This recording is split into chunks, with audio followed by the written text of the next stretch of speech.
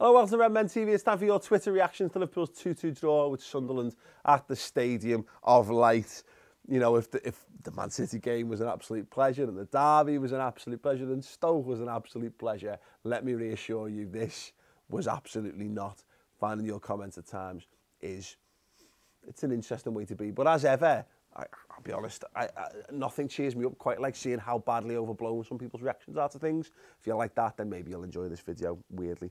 Ameriserb, 23 to the max. Firmino should be the one sent to AFCON, not Mane. I'm not sure he understands what the African combinations is, but it's fine. If he had a rocket up his arse and an empty net, he would shoot at the goalkeeper. Yeah, Firmino didn't have a great game today, did he? And it's another example of a game where his impact is lessened by not playing him through the middle. We've said this before, Liverpool are not... We're the least one-man-y team that we've been in a very long time. This is the best we've been without being entirely dependent on one player, is what I'm trying to say. But all that being said, everything we do just runs a little bit smoother when he's playing in his best position, and this boils down to, and I said this on my match reaction, a lack of players to play in that position. With no Coutinho, it shouldn't be this much of a drop-off. We should have another player in there. Whether that's, you know, just unlucky with like Ojo being injured or whatever, he would have been a nice option to have at any point this season. And maybe it's just someone that we need to go out and identify and buy in the coming weeks. I don't know, but it certainly feels that way. But yeah, he does need to be better. But here's the thing, like I say, his first half performance against Man City said to me that he's still really good. He's still very, very, very good. Just a bit unlucky, you know. He's had a couple of shots there, right down the keeper's throat. He's tried to make things happen, and we know Firmino's got the ability to do that, so you can't begrudge someone taking a shot on, taking a header on and not scoring it, because, you know, let's be honest, ultimately that's how you win games of football, isn't it? Just needs to be better and more clinical. At race to death, Nick Hartley really missed Hendo there. Imagine if Sturridge had his old pace with his level of finishing in this Klopp team. What a shame. Yeah, it is. Daniel Sturridge, first half, looked the man most likely to make, you know, to get Liverpool over the line. Great little header. Taking shots on, forcing saves from the goalkeeper, crafting half a yard of space.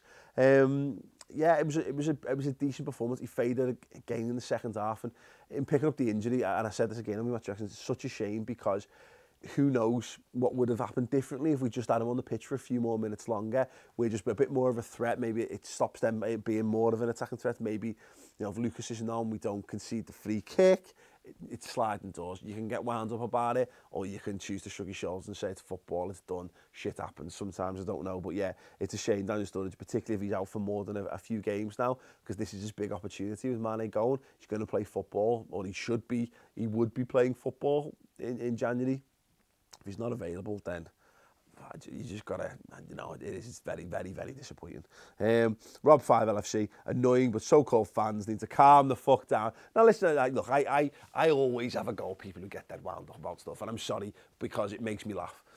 Because, you know, like I say, things happen on the pitch. There's only so much influence you can physically have over it. You know, we can't go out there, you know. If you're there in the stand, you can sing your heart out. That's the closest we'll ever get to having an ability to impact what happens on that pitch. So when things don't quite go the way you would love it to go, I think you've got to be to the best of your ability, laissez-faire about it. But all that being said, everyone's entitled to be pissed off. You're entirely entitled to be wound up by that, because, as a lot of people say, you beat Man City, you would expect to go on and beat Sunderland. If we do that, you know, the future's not in our own hands. Of course, it's not, because we're still chasing Chelsea, but it feels like we've got a greater grip on the future. You know, ultimately, people will expect Chelsea to go and lose to Spurs. The gap will extend, and that'll feel like a mountain we've got to climb if we were to try and overtake them or topple them, whatever. Yeah. So I get the annoyance, I get the anger. Everyone's entitled to their opinions. You are absolutely entitled to be wound up. I just say, you know, it's kind of like being upset that it's raining, so going outside and shouting at the sky, you know, and ultimately it's not going to stop it raining. Best thing to do is just put a big coat on and put your hood up, or just go inside, do something else. You get what I'm driving at. Thomas Walden and Walden_20, tired, subpar, and missed Hendo badly. Yeah, completely agree with all that. The tiredness thing's a big thing, though. Sunderland will have been tired too. They've got mass injury problems at the moment, and maybe it was just that thing of, I said, this was about just firing these lads up for one last little push, have a big break at the weekend, put some of the kids in and what have you. And I just think that on the back of their performance against Burnley, they just they just wanted it a little bit more than us. And to be fair, you know what, they've scored 2 penalties. You can get penalties, you can concede penalties in any game of football. It's not necessarily a fair reflection on the balance of play, but Sunderland could have scored goals in open play. You know, I think I will give Sunderland a modicum of credit there, because when it boiled down to it, they didn't look as tired as us, and they probably should have done, all told. So yeah, it is a bitter pill to swallow, if nothing else. Sully K, fucking bullshit. No point getting happy when we beat the big teams if we're going to bottle it against fucking Sunderland. Like, this is exactly what I'm talking about. This is what I'm talking about earlier. No point getting happy. No point getting happy. Wow, please. Right, I'm gonna be serious with this for a moment. If you can't be happy when things are going well, consult your GP. I'm being deadly serious. It looks like I'm not, because I'm smiling and I'm laughing. But if you cannot find happiness in life when things are going well, and your happiness is entirely predicated upon this precarious balance where something could ruin it at any given moment, that's not true happiness. You need to look at yourself. I'm just saying, that's not good, that's not healthy. But yeah, you're right, it is fucking dead annoying when you beat Man City and you drag yourselves across with a great performance, and then what you go away, you drop points, but ultimately not beaten, which is something that might well, you know, people saying these are the results. In fact, there's a comment in a moment about this. In fact, I won't tread on it. Kumar 19, I'm blaming Paul, because he didn't script it beforehand through this medium of Pro Evo predictions. I know, should have done it live. But you can watch them, and you can watch me playing Pro Evo in the 3-year plan on Mates TV. It's boss. I've not done an episode for a few weeks. I'm dead lazy. Flashy Firmino, game feels like a loss made worse by the Sturridge injury and Mane heading off to AFCON. Coutinho return can't come soon enough. Yeah, look, it goes without saying, Phil Coutinho back makes us a better team because he's a boss player.